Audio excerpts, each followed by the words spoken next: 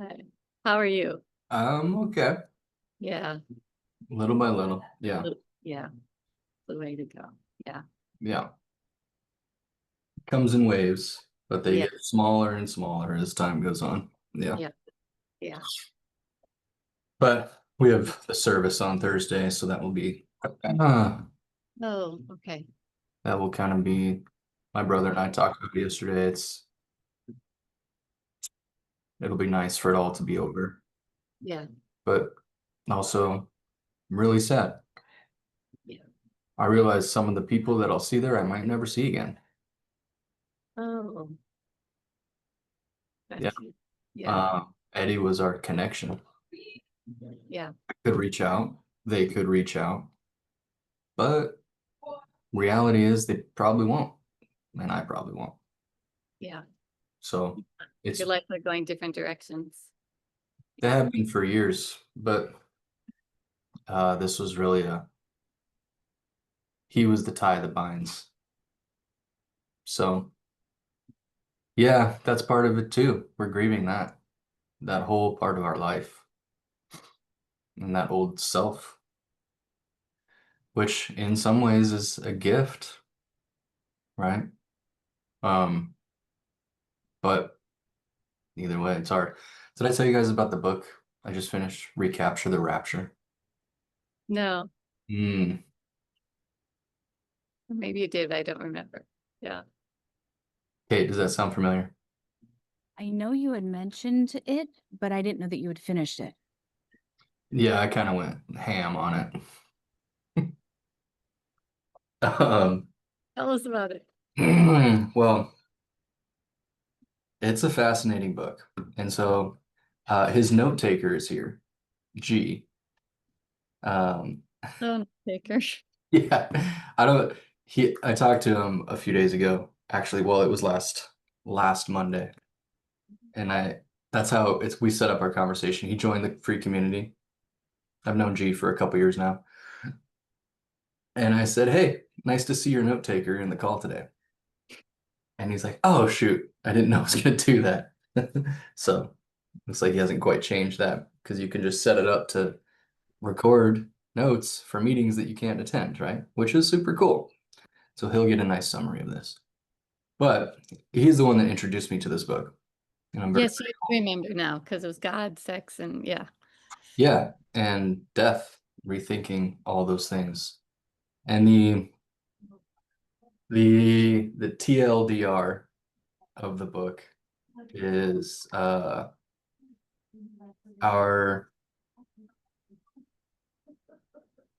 kind of our meaning, well, essentially like the world these days is very much concerned with rapture ideologies, that the world is going to shit and it's going to end. And this is where people get captured by these ideologies.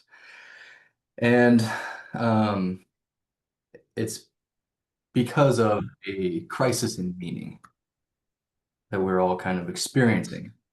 Part of that crisis in meaning in the past was filled with, hey Lisa, with what Jamie Wheal, who's the author of the book, would call meaning 1.0. And this is kind of organized religion. And the idea that our life has meaning because there's something greater and there's a purpose to all of this. And religion gave us that. And that's wonderful. Like we can be saved. The issue with that is many, as we've seen with all the wars that have been fought in deities' names and the othering of people outside the group.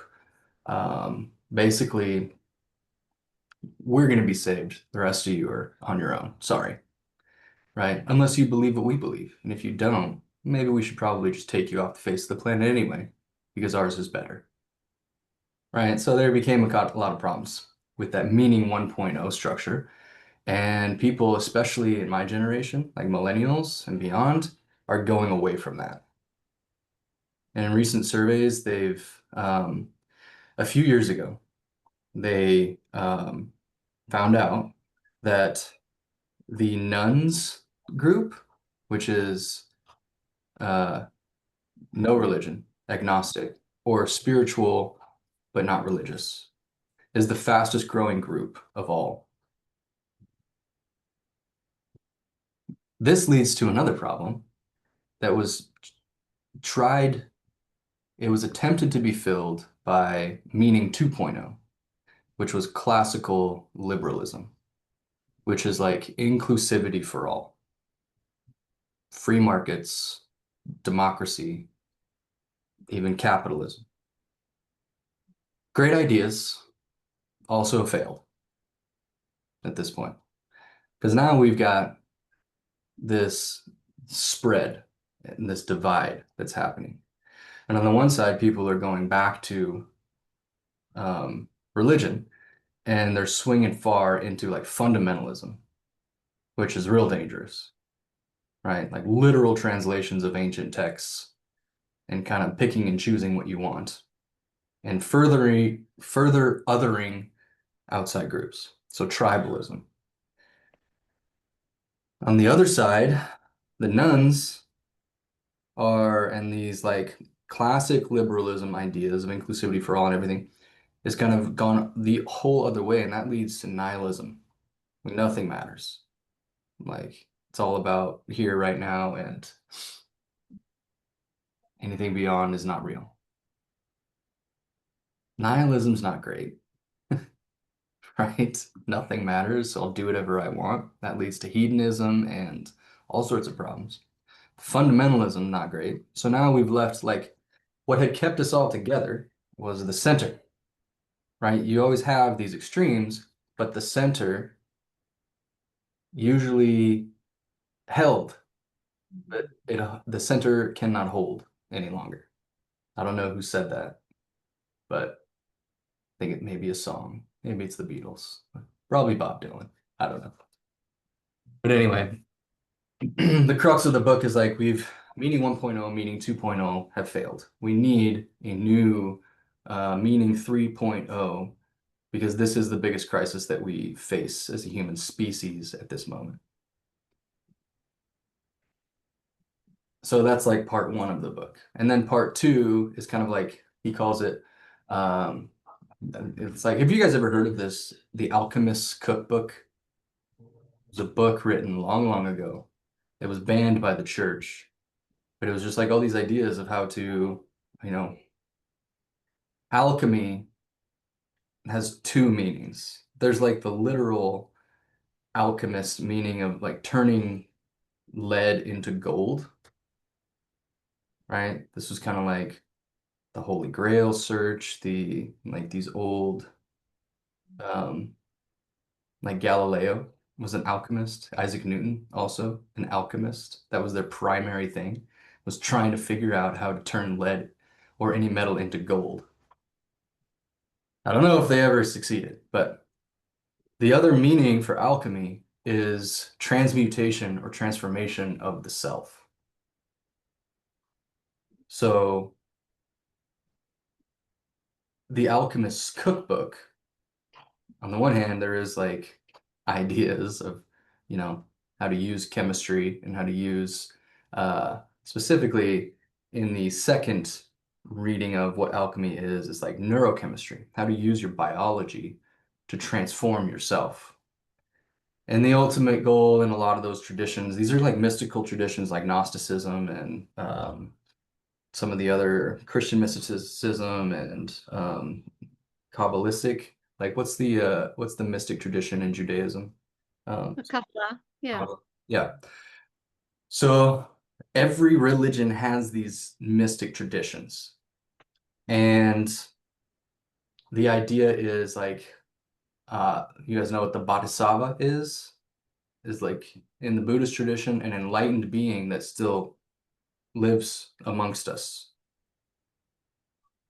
Like the Christ that was risen and then came back to hang out, to teach us how to do what he did, right?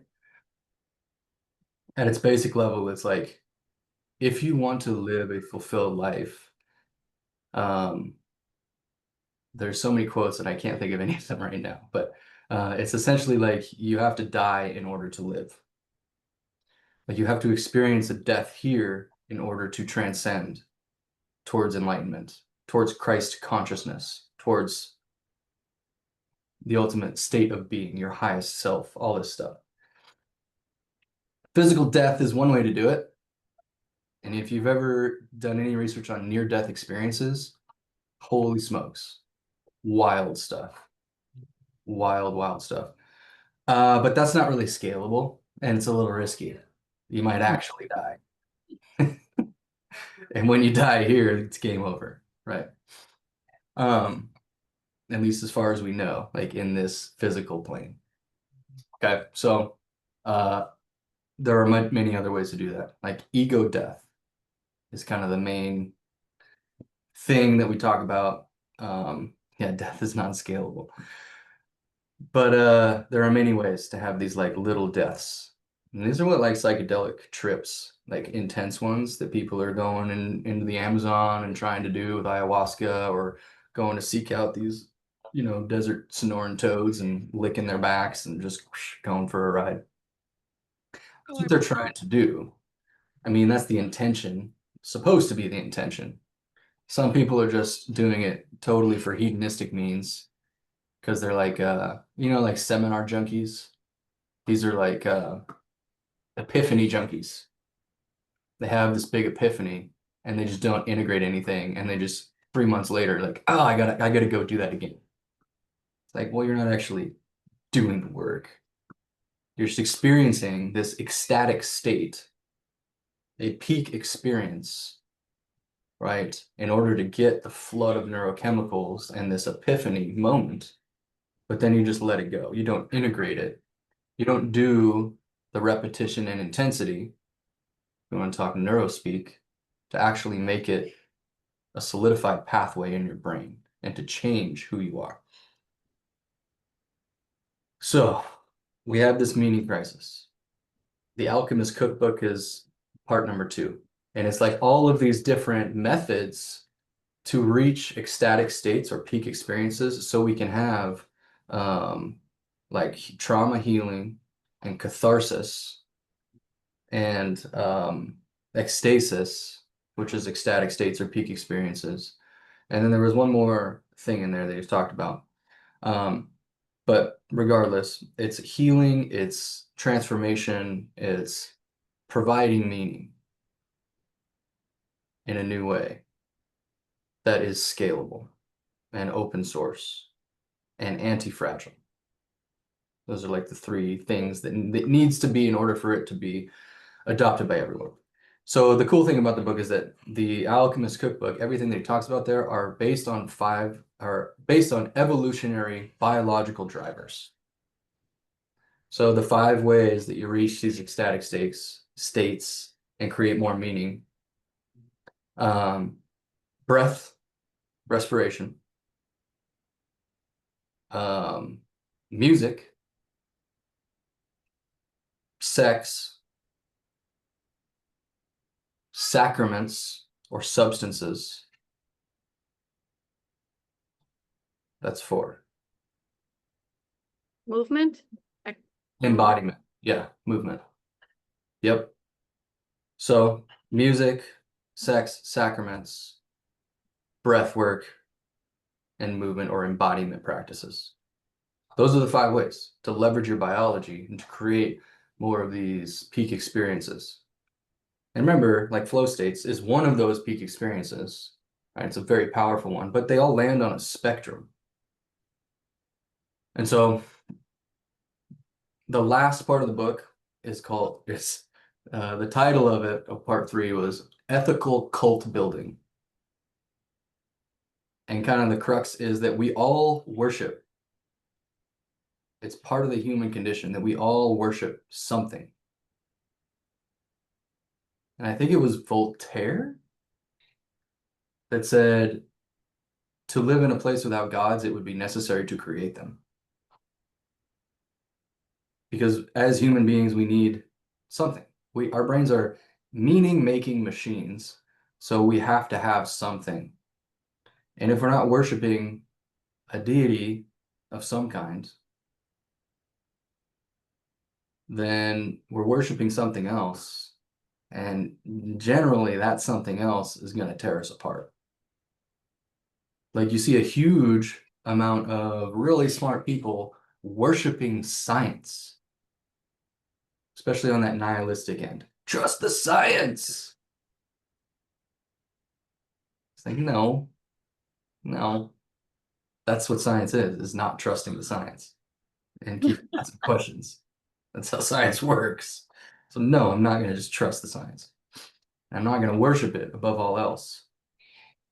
Because then scientists turn into gods, right?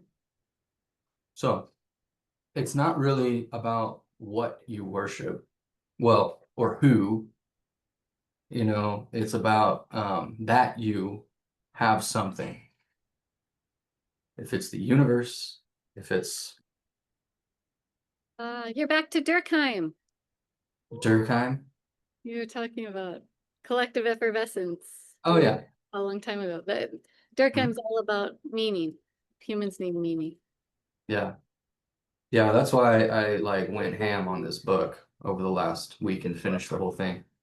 Sorry to interrupt. I was just No, it's okay. I'm glad you brought it full circle because this is kind of like still I'm always searching and it's filling a lot of gaps and it's connecting a lot of dots for me and where I'm going in my life, my future, my development. It's weird all the synchronicities around it, the timing, and it just changed.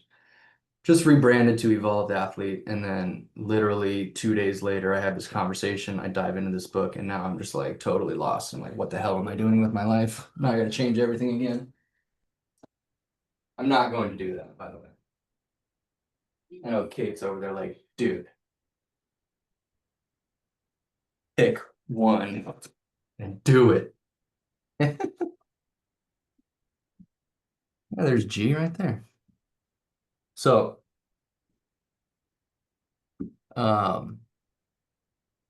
that's kind of the thanks, Kate. What's up, G? Good to have you, Yo, bro. what's up? Everybody, this is G. This is Kate, Sandra, Lisa. I just finished a it was a little more extensive like retelling of Recapture the Rapture, but Oh, really? yeah. We just had a little Amazing. So like that's part 3 is like ethical cult building, right? How do we all worship, so we might as well develop something that where we can create communitas without the cult, right? Where it's more shared ecstatic experiences and all this stuff. So those 5 drivers. And then the last thing I was going to say is like, how do you actually do this? Well, there's a term called hedonic engineering, where it's like we set aside time and we schedule them for certain practices in order for us to change our state and reach these peak experiences so that we can integrate and transform.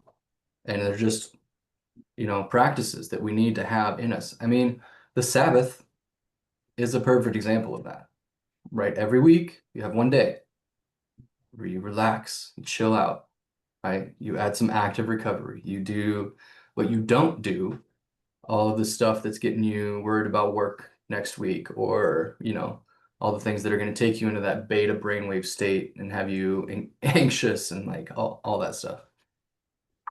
So it's just hedonic engineering, or actually hedonic calendaring, where you set these times aside, right? Where like every day you have an hour or maybe 2 of active recovery, right? Where I go sit in a cold plunge. Maybe I do a sauna. Maybe I do some meditation, right? The non-negotiables that we talk about all the time. Your gratitude practice, your sleep, your, mindfulness, all that kind of stuff. And then one day a week, maybe you have a Sabbath type practice where you take a full day, at least a half a day, I would say, where you just unplug, right? And you just do those things that are going to help your nervous system actually reset fully for the week ahead. And then once a month, maybe you take a weekend, maybe once a quarter, or maybe once a quarter you take a weekend, maybe once or twice a year you take a full week. A few years ago, I was much more diligent and disciplined about this. And I would fast every weekend. Well, one day every weekend and unplug. And then that year, I did that 7-day water fast where I went into the woods and by myself. I was at a cabin. I wasn't just camping in the woods. But I ate no food. And every morning I walked to the river and I did a little cold plunge in the river and just I mean I wrote like a 150-page book in that time that I, just put on my shelf and never looked at again. But I didn't have any expectation for it either. It was just kind of like whatever was coming out was coming out. And it was a really interesting time. And, this is a reminder that that kind of a practice is very, very beneficial, very healing. So I would recommend everybody check out that book. If you have Spotify Premium, y'all pay for Spotify? Anybody? No? It's the bomb. Well, it's included with Spotify Premium. But it's great on audio. That's how I kind of busted through it as fast as I could. I have it on audio and on Kindle, so I went back and forth. If you buy the book, you also get like the like breakdown with the graphics. You can see like how he sets up. I mean, they're in the book too, but anyway, I don't actually sell stuff for Jamie Wheal, but it kind of sounds like I do. Maybe I should be on his sales staff. But it's a good thing. It's a good thing. Absolutely. I highly recommend. I was just in another class. I highly recommend any person living in this life right now should read that book. If you ask me, should read that book. As it gives a view, but I have to say a very integral view on what I might say might be the meaning of life or the meaning of being human, especially in these times. And then he gives also structures, roadmaps, systemic approach on how to up-level yourself and be the best for the world around you, in essence, right? And that's what hedonic engineering is about. Yeah. Lisa, you were saying something? She just asked what the book was called in the chat. Oh, okay. Jamie Wheal, Wheal is the author. And so you guys know, what's that, Lisa? Oh, you're just looking. Kind of the history behind it. So G and I both have gone through the Flow Research Collective trainings with Stephen Kotler and Rian Dars. So that's where I got my flow training in flow states. Before there was the Flow Research Collective, there was and still is something called the Flow Genome Project. And that was Jamie Wheal's organization. I know Stephen Kotler was a part of it initially, but then they parted ways. You talked about, yeah. So they wrote the book Stealing Fire together. Great book, by the way. And it was the second book I read on flow that came out after Rise of Superman. They went different directions. And I didn't know much about it. I'm learning more about it because G has gone through trainings with Jamie Wheal now, which I'm very curious about. But they cited creative differences. And I always saw it as like the Flow Research Collective peeps went all in on flow states and the neurobiology of flow from a very scientific, practical level in a box. And it's more geared towards what they would consider like corporate athletes, knowledge workers, productivity, this kind of stuff, which is cool. That's great. They have great structures. They kind of just like are curators of all of this research, and they packaged it up and they sold it. Jamie Wheal this was my initial thought without going too deep into it, went the more the spiritual, mystical route, which I was personally interested in, but like, I'm like, let's be more practical in my mind. But G actually opened my eyes a little bit more to what Jamie Wheal was up to. And yeah, after getting into the book, and I've listened to a couple long podcasts he's had with some people. You guys know Aubrey Marcus? Okay, he's the owner of a company called Onnit, ONNIT. And they make like strength equipment. They're mainly a supplement company. But he's just an interesting guy. Very spiritual, very, woo-woo. New Age spiritual. Thank you. New Age spiritual, yes. That's the better way to say it. And, I don't really follow him very much. I just listen to some conversations he has with very influential people. And he asks interesting questions. And he had a 4-hour podcast with Jamie Wheal, which was pretty fascinating. Anyway, the split that those guys had, like, he definitely went more of the holistic, integrated, you could say mystical, spiritual route. Can I add? Yeah, you can, please, G. Yes.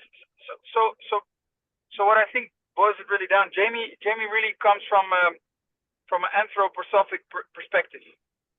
In essence, we're this human being living this earthly life, but we're not from this planet.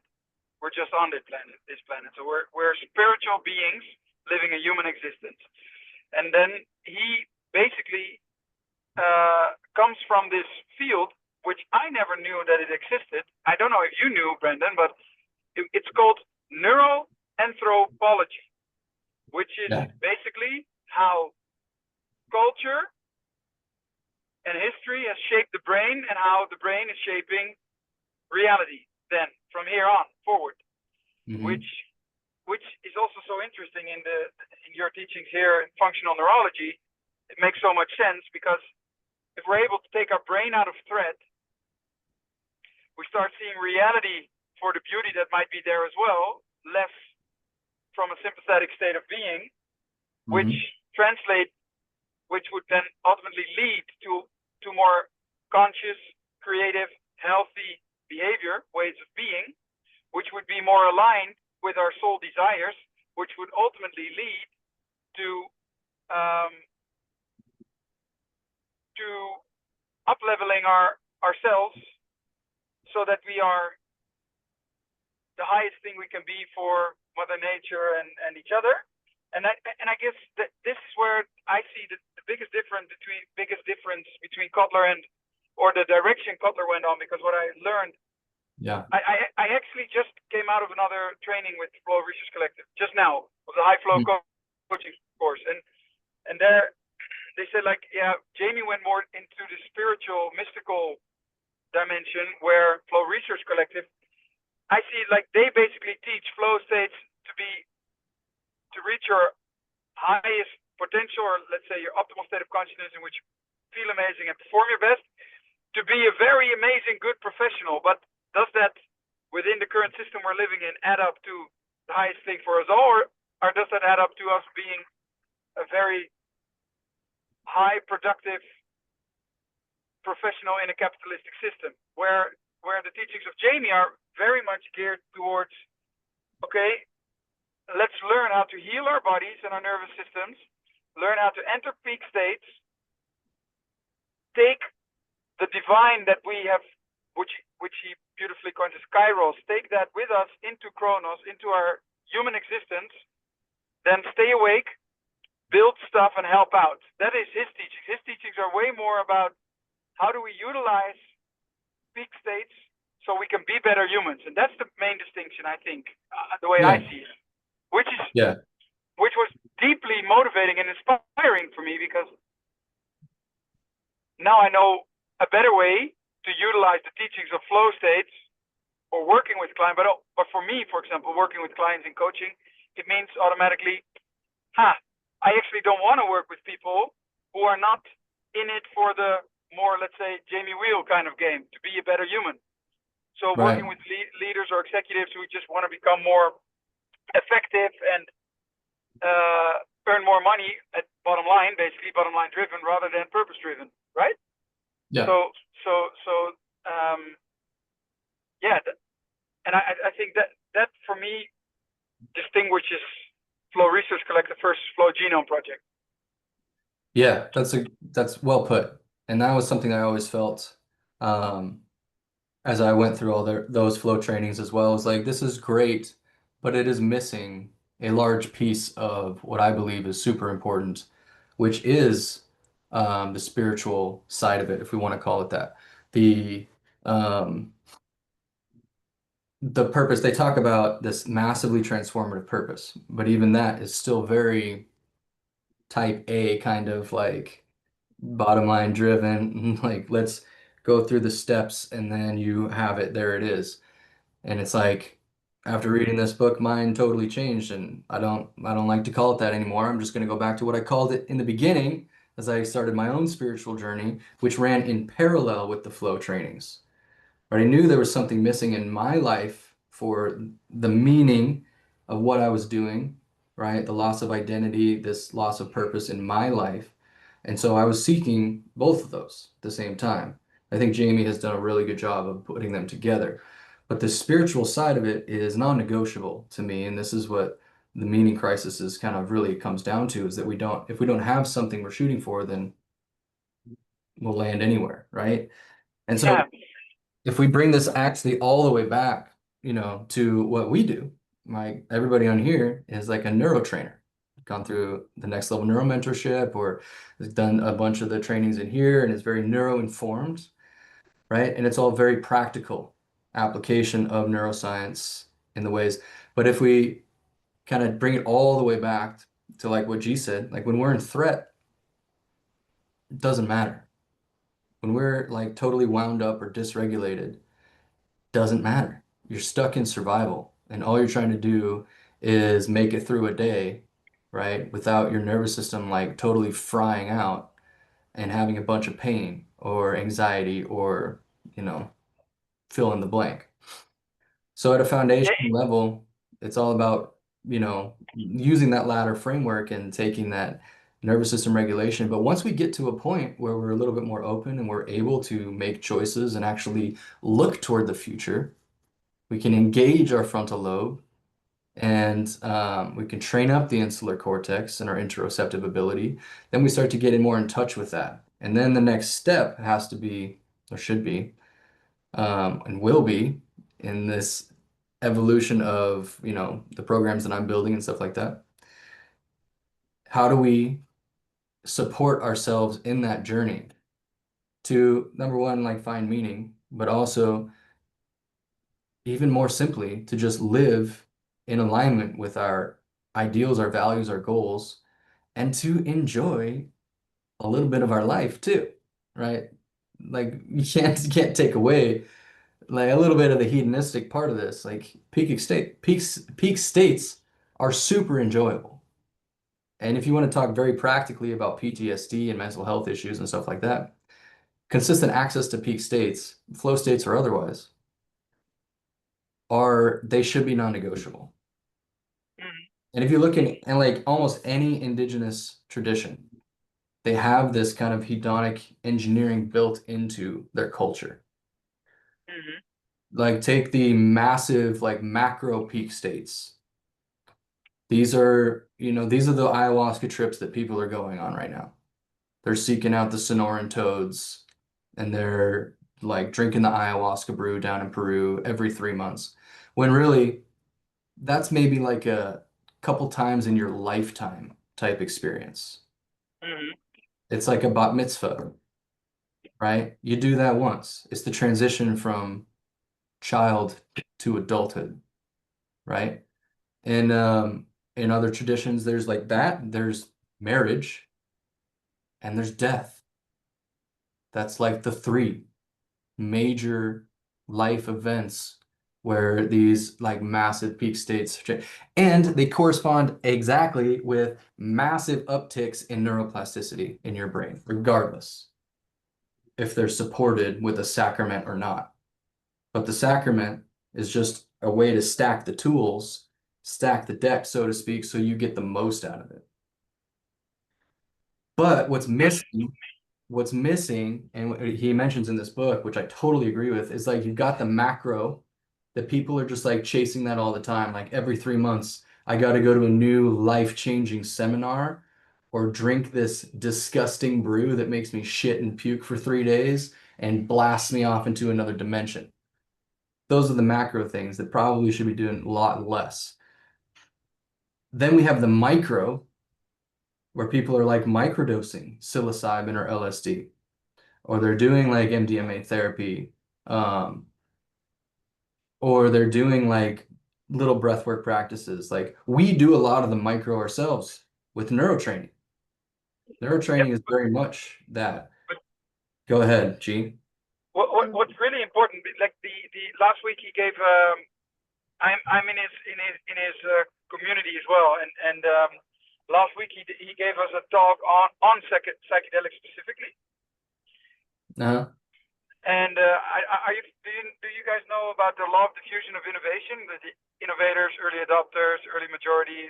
Okay, so he basically plotted the use of psychedelics on that law of diffusion of innovation, but it never got past the point of chasm, the 12.5%, which is the tipping point. Then it goes into the early majority, which leads to a specific innovation, a trend or whatever, gets to the whole market.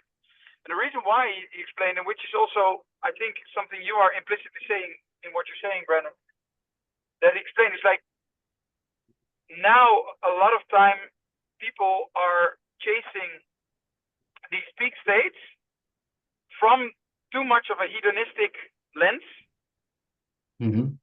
which leads to a completely different setting. And because of that,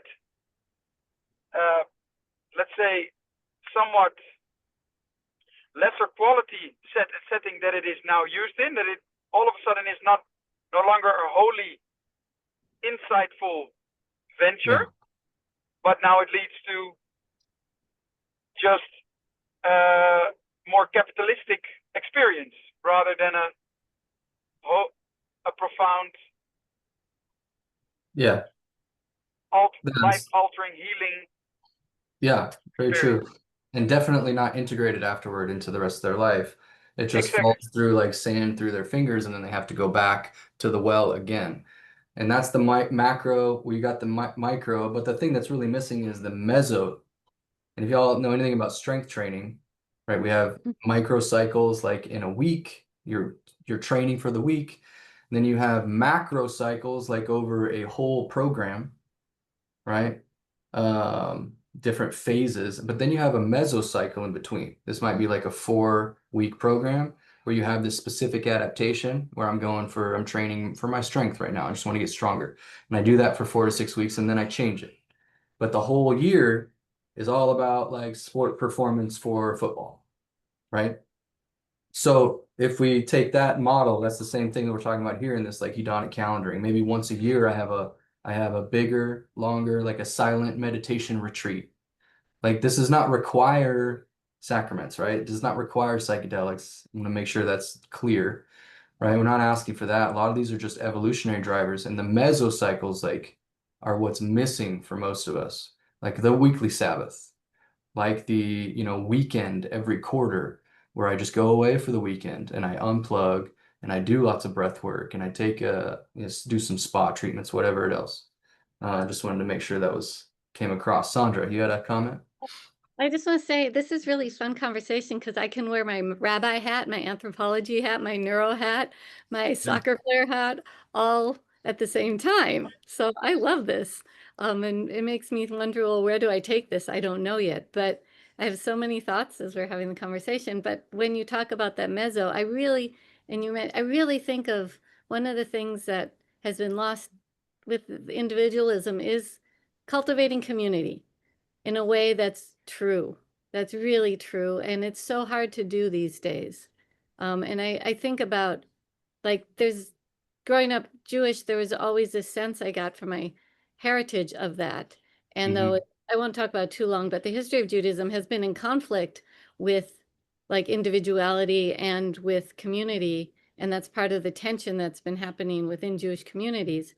And there's a number of like younger people, or a little younger than me, who are starting to really build these beautiful communities.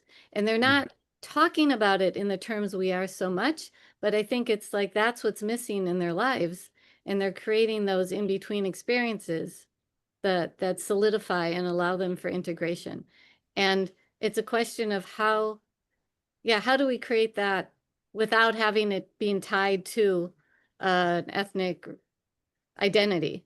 What are other things can we create in our modern society where that's not going to work anymore? Because for most people, because there's too much that creates an us them, but also not everyone relates to it.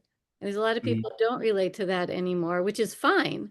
Like I feel I was gifted that, so I understand that. But I can't create. You can't just create that.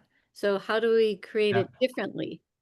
And it also has its own problems of us them when it's come from an ethnic background. But how do we do it in this new world that we're entering with AI and all this unknown and uncertainty? And I feel like, Brandon, you're doing that with the group that you're creating. This is really a beginning of that. So like tracking and paying attention to how it happens. And like, because you're presenting a way where we can show up with different aspects of ourselves, like we did last week, and other times where you can feel it can be heart-centered and also the head and all the other parts. And that's what you need. And that goes back to, you mentioned a little bit about how indigenous societies, they weren't perfect. We don't want to romanticize things, but there was more of a structure for that kind of life to happen. Yeah. So I'm not We've definitely answered. we've got away from that. And that's kind of the crux or the message in part 3 of that book is the ethical cult building. How do we create communitas without, the us versus them, the othering and the intense tribalism that has kind of come out of both, the organized religion and the like tribalism of the classical liberalism and meaning 2.0 and what's been going on lately. Like, how do we bridge that gap and bring things back towards the center so we can live together in communitas and reach, for that meaning? And that's part of like Yeah, is go ahead. recognizing why those things are hardwired into us as threat states, and creating the us them as part, and just being able to recognize that and teach from a young age, because otherwise it becomes like so embedded in people's way of being that they can't see past it. Like it's just so much structured in their brains that it takes a very special person to be able to break out of it. So how do we recognize that at very young ages and transform it? Yeah, you're on the money, Sandra, because he actually teaches about the a couple of reasons. One of them is tribalism as to why this is not working. Like us, them, here versus there, instead of everywhere, everyone, every time. Now versus then. So it's like we're living in this society where we want the results now, not then. Like and we are creating subgroups against others, and we are focused locally, not and taking others out of the equation. I actually, in the chat, I put a link, which is the document I also sent to you, Brandon. Oh yeah. Thank you, G. Yeah. It's like a very amazing synopsis of the book, which lays out the core thinking in the model. And Sandra, somewhere on the last pages, it's like a 45-slide PDF, very easily read, well summarized. The last pages, he gives answers as to how do we build these ethical cults, his view on it, and you might just really like it in this modern day time where we are bombarded with AI and everything. Yeah. That's going to be the key going forward. And Sandra, I really appreciate you saying that about this community. And that is my intention. That's what I've been looking for myself since I left college athletics, because that was baked in and I miss it. And I really appreciate you guys showing up here week after week, because we're building something, you know, and we're all part of that neuro community too, but this one's a little different, and it's growing into something very different, and that's great.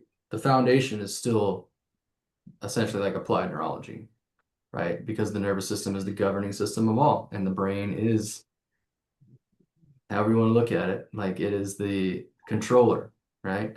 And also maybe the antenna or receiver, right? So the more we develop it and optimize it from the foundational perspective, the more we have access and room and capacity to really start to mold and shape our future, and that we can do that collectively is my big goal here. So I appreciate you saying that, and as always, I appreciate you guys showing up. Anybody got any final thoughts or questions before I got to go teach cerebellums? Well, I have one question for maybe all of you, Yeah. because I'm not so experienced in the neurotraining, just as you guys are. So you gave me this amazing answer on these glasses that I've just figured out which ones are, etc. And your answer was missing one thing that I'm looking for. What is the map? So 5 times a day, 5 minutes, or what color, when? What's the structure that I should follow? Yeah, good question. So we could consider the glasses like a passive neuro tool, a passive, really an inhibition tool, because it's just cutting out all of the blue wavelengths of light and the red. So as a passive tool, you could wear that for 5 minutes up to an hour, maybe even longer. Your training tools, that's where you want to do like your 5 times per day. When we're activating intentionally and we're trying to like myelinate new pathways in your brain by doing some vestibular work or just like strength training, right? That's about frequency and intensity. But this as a passive tool is more of a, we'll put it more in like the regulation type bucket, where you're just playing with the dials. The visual system is so powerful that it's a very good opportunity to really turn up and down the dials on your brain. So what you want to look out for, Thank you, is that Lisa. supposed to be a link? I can't click on it, Lisa. Do you know how to upload a file? No, I'm so bad at this. I don't. Good. I'll try to figure it out, but I can get it to you, Brandon, to get to him. We can figure that out. I'm so sorry. Yeah. I can post it in the community, or I can send it to Amazing. you Yeah. personally. Okay, I'll try to figure that out. Yeah. At the end of the day, any inhibition tool or passive tool, you're looking for signs of threat, G. That's when you know you need to take them off or change them to maybe a different color, or maybe instead of the eyeglasses, you put in an earplug to regulate up or down when you need it. So signs of threat, when I'm wearing glasses, it usually shows up as like visual fatigue. That's like the first sign for me personally, but it can also be things like getting hangry, a little irritable, right? Like you're running out of fuel. Yes. Or it could be physical pain or anxiety or something like that. But usually you'll have a threat response before you reach that point. Yes. Today at a certain point I got a little bit nauseous. I felt like, oh, and then I took off the glasses. Immediately I felt a little bit more relaxed. And how long did you have them on?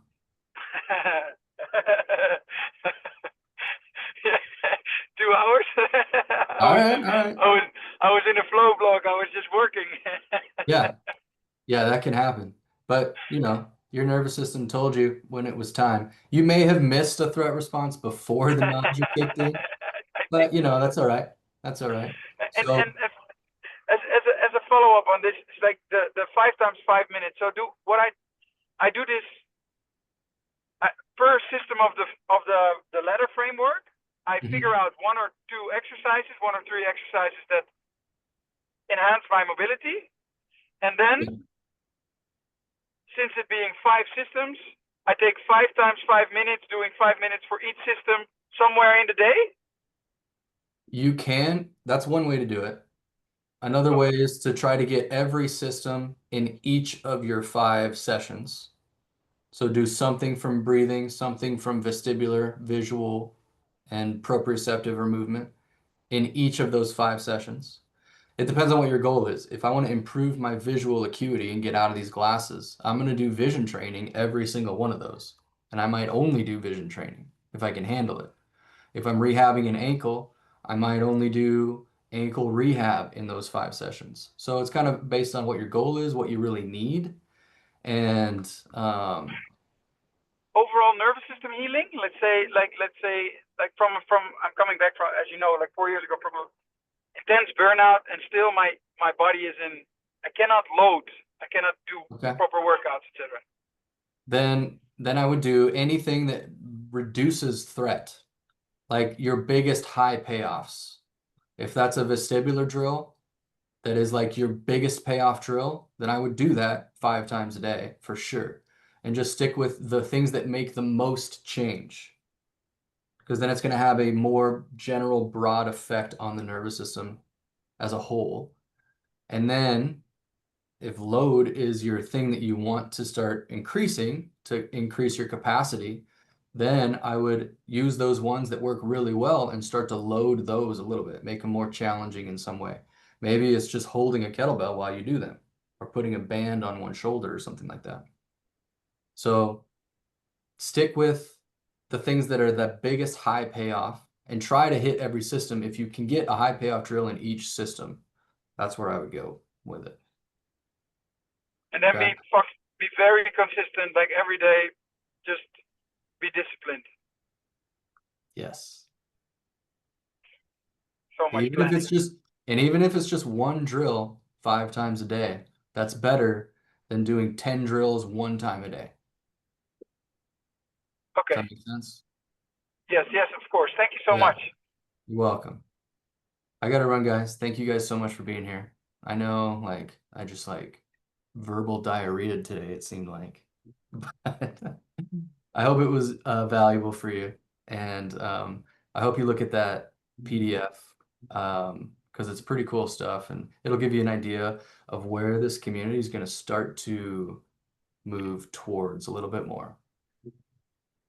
Okay. All right. Thank you all for being here.